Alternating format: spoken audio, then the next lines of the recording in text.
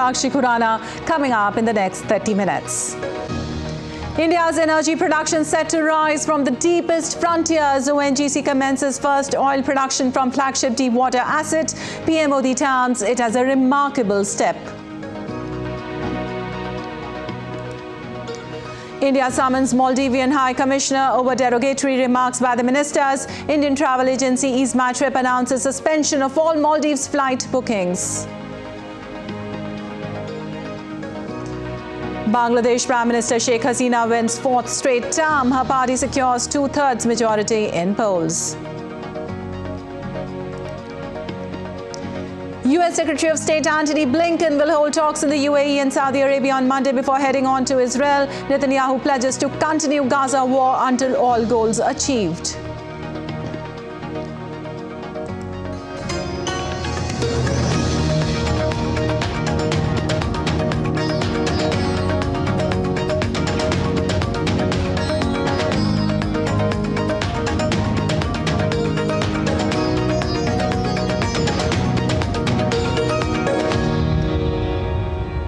And on to details now, as India passes ahead as the fastest growing economy under the leadership of Prime Minister Narendra Modi. Country's energy production is also set to rise from the deepest frontiers. India's state-controlled Oil and Natural Gas Corporation has kick-started oil production from its flagship deepwater project in the Krishna-Godavari basin offshore the nation's eastern coast. The oil production is expected to be 45,000 barrels per day and over 10 million cubic meters of gas per day, which will contribute towards self-reliance in energy production. This project is expected to add 7% to current India's local oil production and 7% to India's natural gas production. Gas production from project has already commenced in March 2020 with plan of further ramping up by May 2024. The production will help India save nearly 110 billion Indian rupees per year. India imports 85% of its crude oil requirements and about half of its natural gas needs. Well, Prime Minister Narendra Modi called it a remarkable move. He said on X, and I quote, "This is a remarkable step in India's energy journey and boost our mission for an Atmanirbhar Bharat. It will have several benefits for our economy as well," unquote. Well, India summoned Maldives High Commissioner over remarks made by three Maldives ministers who were later suspended. Maldives High Commissioner Ibrahim Shahib reached the Ministry of External Affairs in New Delhi after being summoned. Earlier, taking action on the matter, the Maldives government in a statement said the government of Maldives is aware of derogatory remarks on social media platforms against foreign leaders and high-ranking individuals. These opinions are personal and do not represent the views of the government of Maldives. The government believes that the freedom of expression should be exercised in a democratic and responsible manner and in ways that do not spread hatred, negativity and hinder close relationships between the Maldives and its international partners. Well, the three suspended ministers are Mariam Shuena, Malshar Sharif and Mehzoom Majid. Ministers were in the Maldivian Youth Ministry. Also, Maldives Minister of Foreign Affairs Musa Zamir has termed derogatory remarks against foreign leaders as unacceptable. Musa Zamir said such remarks do not reflect the official position of the Maldives government. He further stated that the Maldives remains committed to fostering a positive and constructive dialogue with all its partners, particularly its neighbors. On Sunday, former Maldivian President Ibrahim Mohamed Solih too condemned the use of hateful language against India, saying New Delhi has always been a good friend to the island nation. Even former Maldivian Foreign Minister Abdullah Shahid too termed the remarks as reprehensible and odious. Former Vice President of Maldives Ahmed Adib, who gets the credit for boosting tourism industry in Maldives, and former Minister of Youth and Sports Ahmed Mehlouf too spoke against the hateful comments. Well, hashtags including Explore Indian Islands, Maldives, Lakshadweep and India Out continue to trend on X amidst the controversy. Several Indian celebrities and social media influencers also joined an online campaign calling for a boycott of the Maldives. And moving on, Bangladesh Prime Minister Sheikh Hasina has won re-election for a fourth straight term as the party secured an absolute majority amid low turnout in the general election. Hasina's ruling party, Awami League, has won 2/3 of the seats in the general elections marred by violence and a boycott by the main opposition Bangladesh Nationalist Party and its allies. Hasina will serve another 5 years in office after her party won 165 seats in the 300-seat parliament. Hasina won the Gopalganj 3 seat for the 8th time since 1986. Sunday's result comes after mass arrest of BNP leaders and supporters. The BNP boycotted the election after the Awami League rejected their demands for an independent caretaker government to preside over the polls. Well, shifting focus now, U.S. Secretary of State Antony Blinken has assured Arab leaders that Washington opposes the forcible displacement of Palestinians from Gaza. Blinken met with Qatar's Emir Sheikh on Sunday during his ongoing Middle East trip. Following a separate meeting with top Qatari officials, Blinken said Palestinian civilians must not be pressed to leave Gaza. Too many Palestinian civilians are suffering from insufficient access to food, to water, to medicine, to other essential supplies. Children, most of all. We continue to raise with Israel the need to do everything possible to facilitate the provision of humanitarian aid to Gaza, and I will do so again when I'm there later this week. Also, Blinken said discussions included efforts to free the over 100 hostages still believed to be held by Hamas after an earlier agreement mediated by Qatar broke down. To those still being held hostage, to their loved ones, to their families, I promise you this: the United States will continue to work relentlessly to bring you home, to get you together with your family and loved ones. Blinken was in Jordan early on Sunday and will also travel to Israel, the West Bank, the United Arab Emirates, Saudi Arabia and Egypt during his fourth trip to the region. European Union's top diplomat Joseph Borrell is also touring the region to try to quell spillover from the war into Lebanon, the West Bank and Red Sea shipping lanes, where Yemen's Iran-aligned Houthis have vowed to keep up attacks until Israel halts its campaign in the Palestine. Also, Israel will continue war in Gaza until Hamas is eliminated and all Israelis return. Prime Minister Benjamin Netanyahu reiterated this at the weekly cabinet meeting on Sunday, saying the war will continue till they ensure that Gaza no longer poses a threat to Israel. We are not stopping until victory. The war must not be stopped until we achieve all of its goals: the elimination of Hamas, the return of all our hostages, and ensuring that Gaza no longer poses a threat to Israel. I say this to both our enemies and our friends. This is our responsibility and this is our commitment. Every other consideration must be set aside and we must continue until the total victory. Well, dozens, including Israel's war cabinet member Benny Gantz, gathered for the funeral of the Lieutenant Colonel Mordechai at Tel Aviv's Kiryat Shaul Cemetery. Mordechai fell in combat on January 6th in the northern Gaza Strip as the Israel-Hamas conflict continues. He was a section commander and promoted posthumously from major to lieutenant colonel. Later this week, Israel's cabinet is set to approve a 2024 wartime budget on Thursday after ministers approved a $2.5 billion in financial support for military reservists.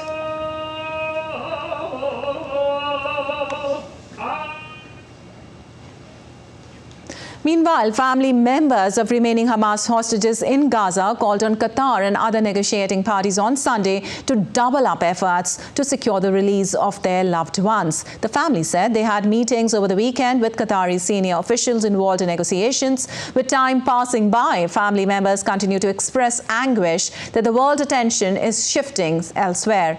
Of around 240 people taken into captive on October 7th, almost half were released by Hamas during a brief truce in November. Amid rising tensions after the killing of Hamas deputy chief Saleh al-Arori, smoke and fighter jets were seen over the Israel-Lebanon border area on Sunday as Hezbollah and Israel continue to exchange cross-border fire. Hezbollah has been escalating tensions at the border since October last year. Saleh was killed in a drone attack in the suburbs of Beirut, a stronghold of Hamas' Lebanese ally Hezbollah, in an attack blamed on Israel, which has neither denied or confirmed it carried out the killing.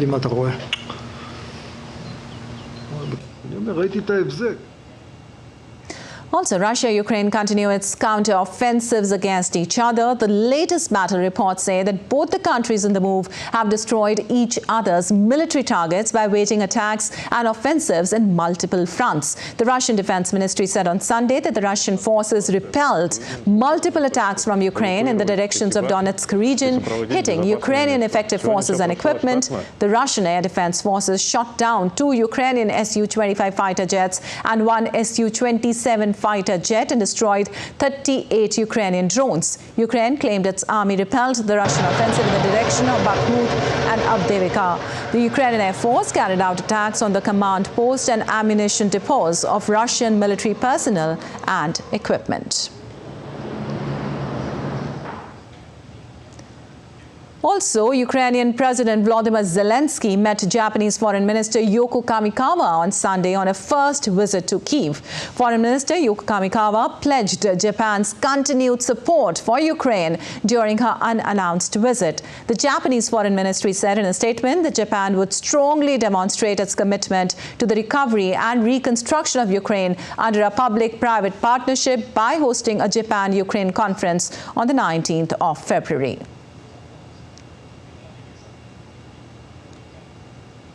And moving on, German Foreign Minister Annalena Baerbock on Sunday announced that Germany will allow deliveries of Eurofighter jets to Saudi Arabia. While Chancellor Olaf Scholz pushed to unblock the deliveries, coalition was against the move, highlighting the human rights concerns related to Saudi Arabia. It is to be noted that the Eurofighter project is a joint venture of Britain, Germany, Spain and Italy. Addressing a conference in Jerusalem, the minister called on to Israel to do more to protect civilians in Gaza. Meanwhile, German Foreign Ministry says Israel can count on a staunch solidarity in the fight against blind terrorism. Denn es wird immer klarer. It is becoming more and more clear. Israel army must do more to protect civilians in Gaza. It must find a way to fight Hamas without so many people dying or to be injured. The suffering of so many innocent people cannot go on like this. We need a less intensive operation. Wir brauchen eine And more, Boeing CEO Dave Calhoun shared a message with his employees about the Alaska Airlines flight in which company's aircraft 737 MAX 9 suffered a door plug blowout mid-air on Friday.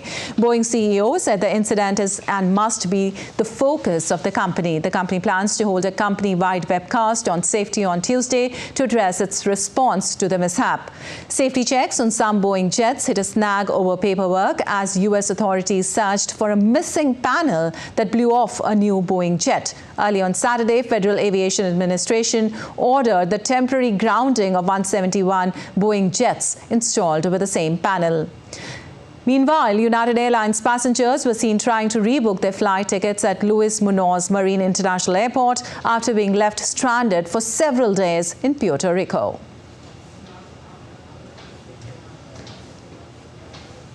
And moving on, with the presidential election scheduled on the 14th of February, candidates are trying their best to woo the public for votes as they appealed in favor of their agendas in an open debate. While presidential frontrunner Prabowo Subianto leading in opinion polls, candidates Anies Baswedan, former Jakarta governor, and the ruling party's candidate Ganjar Pranowo are tied in a neck-to-neck competition. Third-time candidate Prabowo is also a former Special Forces commander. The issues of debate included the long-running disputes over the South China Sea, along with economic and military development. Well, migrants in Mexico continue to march north towards the U.S. border after being separated from the caravan they were traveling in by government officials. A 4,000-person caravan traveling through southern Mexico winded up this week after leaders said migration authorities had promised to provide travel permits if the caravan was split up to be processed at several migration centers. A week after U.S. officials, including Secretary of State Antony Blinken, visited Mexico, the caravan broke up and an agreement was reached to collaborate more closely with the Mexican government to address record migration at their shared border. On the other hand, in Spain, Coast Guards rescued 132 migrants off the Canary Islands and at least 50 arrived by their own means at El Menterol beach. During one of the rescue operations, Spain's Coast Guard also rescued a man traveling in a truck tire and transported him to Gran Tarajal port, along with 51 other migrants rescued from a boat off the coast of the island. A total of 56,852 migrants illegally entered Spain by land or sea in 2023, and 82% year-on-year increase and the highest number since 2018. Well, Taiwan's defense ministry said it detected 3 Chinese balloons flying over the Taiwan Strait, the latest in a spate of such balloons the ministry says it has spotted over the past month. One of the balloons crossed over the southern tip of Taiwan Island, the ministry said in a statement. The ministry accused China of threatening aviation safety and waging psychological warfare with the balloons days before key Taiwanese elections. Similar balloon activities were observed in the Taiwan Strait last month. International concern over China's deployment of spy balloons intensified in February 2023 when the United States shot down a comparable device asserting it was a Chinese surveillance balloon. Well, China said its security agencies found another incident of spying in which the British Secret Intelligence Service, also known as MI6, used a foreigner in China to collect secrets and information. China's Ministry of State Security revealed on its social media account that a foreigner was in charge of an overseas consulting agency, and in 2015, MI6 established an intelligence cooperative relationship with the person. MI6 also instructed him to enter China several times and instructed him to use his public identity as a cover to collect China-related intelligence for British spying, the statement said. The consulting agency was not disclosed by the Chinese government. Meanwhile, the British government has said Chinese spies are targeting its officials in sensitive positions in politics, defense and business as part of an increasingly spying operation to gain access to secrets. And satellite images show Japan's earthquake which caused damage. The 7.6 magnitude quake destroyed infrastructure and power links to 22,000 homes in the Hokuriku region. Hundreds of displaced residents in Japan's Wajima city are sheltering at Noto Satayama Airport, a 24-hour temporary shelter and emergency supply center. All flights have been cancelled, causing runway cracks. Residents are facing water supply issues and other daily necessity issues. The airport remains closed and it will take until January 25th for passenger flights to resume. The Balochistan diaspora have been staging protests outside the White House against Pakistan and the enforced disappearances of Baloch people, with one of the protesters being a Baloch individual himself.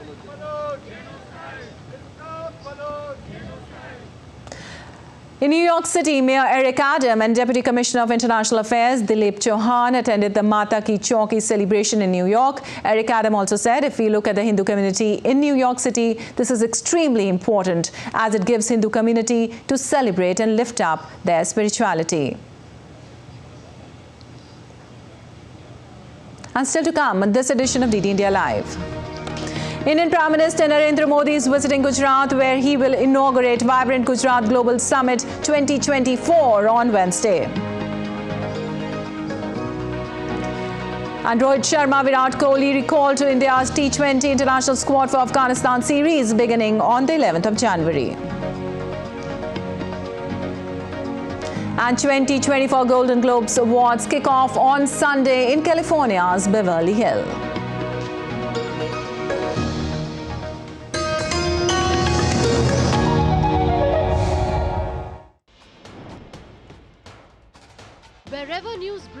whatever it takes. Connecting corners, cutting across continents. Stories that matter from across the globe. Accurate, authentic journalism that serves you right. From politics to glamour, from sports to world affairs, with a fusion of aesthetics and substance. Introducing news in a new avatar. Experience the world through a new lens.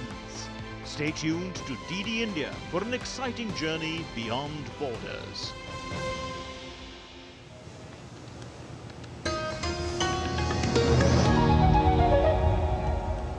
Welcome back. You're watching DD India Live. I'm Lipakshi Kuran, and moving on. The High Commissioner of India to Sri Lanka, Santosh Shah, and Sri Lanka's Minister of Transport, Highways and Mass Media, Dr. Bandula Gundawardena, launched a track rehabilitation project at Galgamova railway station on Sunday. The second phase of the project for track rehabilitation of Maho-Anuradhapur line is being executed under an Indian line of credit of $318 million and will be completed in the period of 6 months. The upgrade will help people from northern province to seamlessly travel to the capital of the island nation. And in a major milestone for the Indian Air Force in terms of operational and troops deployment capabilities, the IAF demonstrated a groundbreaking feat by landing a C-130J Super Hercules aircraft on an airstrip in Kargil during night for the first time. Making this operation even more complex, the Indian Air Force employed terrain masking en route, a technique of low-altitude flight used by military aircraft to avoid enemy radar and infrared detection, enhancing the stealth and security of the aircraft and the troops. The night landing exercise was integrated with the training mission of the Garud Commandos, an elite special unit of the Indian Air Force, enhancing operational coordination between its air and ground units. Located in northern Union territory of Ladakh at an altitude of 8,800 feet, Kargil holds immense strategic significance for India's defense capabilities as it has a close proximity with Pakistan-occupied Kashmir and China.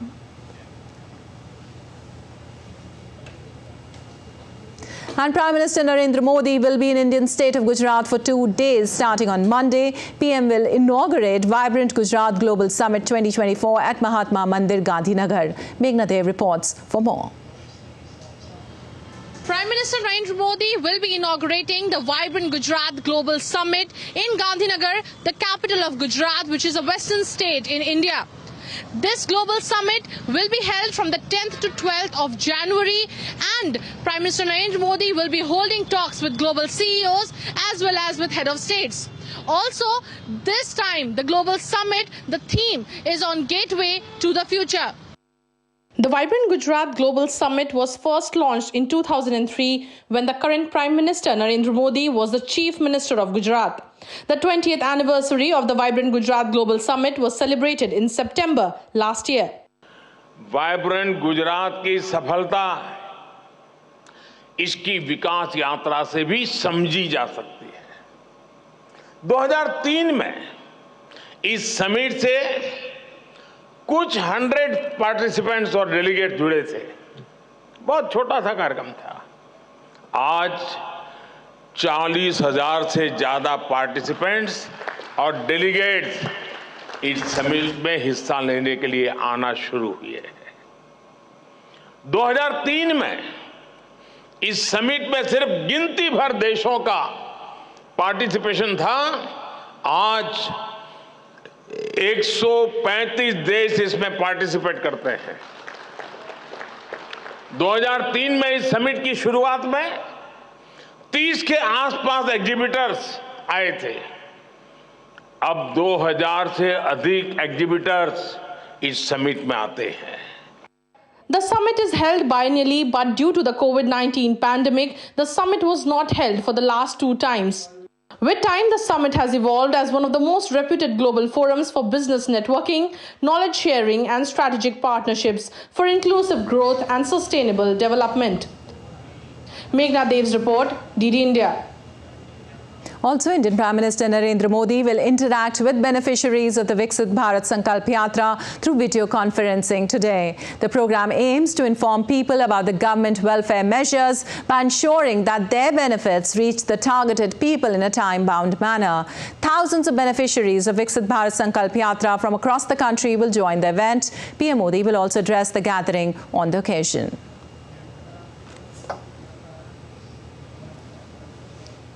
Well, ahead of consecration ceremony of upcoming Ram temple in Ayodhya, demand for its wooden models has gone high.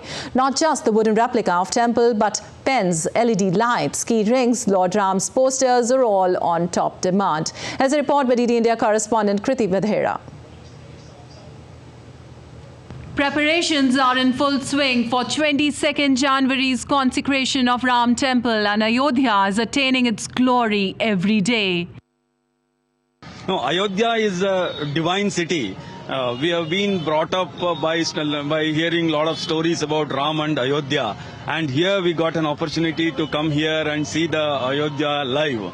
22nd, the new mandir is getting inaugurated. So we have come here to see how Ayodhya is, how vibrant is Ayodhya is. And looking at the complete Ayodhya, what I feel was to understand the social fabric of the country and the religious sentiment of the country, you have to come to Ayodhya. The town is brimming with excitement amongst visitors and localities too. Wooden replica of Ram temple and other souvenirs are in much demand. It is amazing, and everything here is so different. The culture, the food, and the vibes here are so different. And my father, ever since I was little, he has been telling me stories about Ayodhya and Ramayana, and now it's so good to see it in real life and experience it.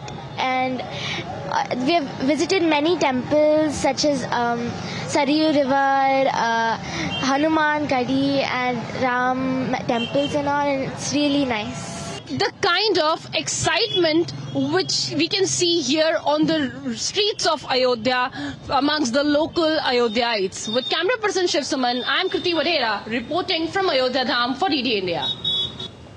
Well, in sports, batters Rohit Sharma and Virat Kohli have been recalled to India's T20 international team after more than a year for the three-match T20 international series against Afghanistan. Starting in Mohali on 7th of January, the duo last played T20 match for India was the World Cup semi-final loss to England in Adelaide in November 2022.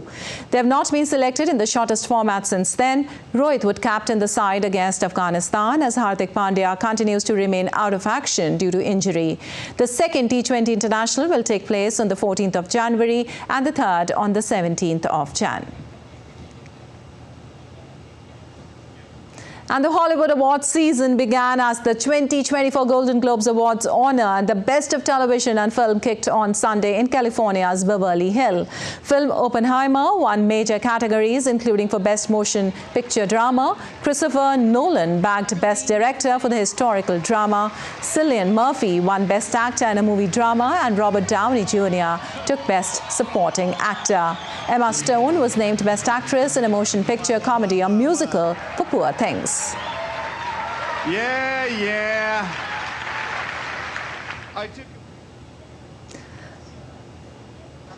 Well, that's all for this edition of DD India Live. Well, let us know your thoughts on the news of the day. You can connect with us on Facebook X, formerly known as Twitter and Instagram. We'll be back with more news as it breaks here on DD India. I'm Lipakshi Khurana from all of us here in Delhi. Thanks for watching DD India Live.